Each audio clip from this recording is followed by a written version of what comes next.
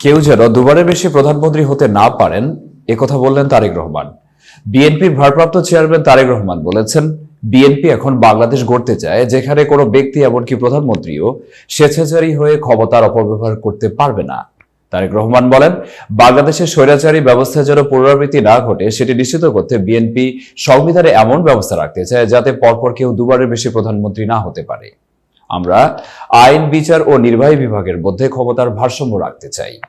রাষ্ট্র পরিচালনায় সমাজের জ্ঞানীগুণীদের প্রতিনিধিত্ব এবং অংশগ্রহণ নিশ্চিত করতে দ্বিকক্ষ বিশিষ্ট সংসদীয় ব্যবস্থার প্রবর্তন করতে চাই। রাষ্ট্র সংস্কারের লক্ষ্যে প্রণীত ৩১ দফাকে কেন্দ্র করে বৃহস্পতিবার রাজধানীর একটি হোটেলে অনুষ্ঠিত আলোচনা সভায় ভার্চুয়ালি যুক্ত হয়ে এসব কথা বলেন বিএনপির ভারপ্রাপ্ত চেয়ারম্যান।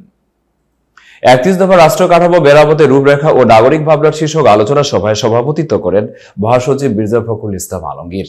বিএনপির শীর্ষ নেতা বলেন, গতানুগতিক ধারায় রাষ্ট্র পরিচালনায় আবদ্ধ থাকলে চলবে না।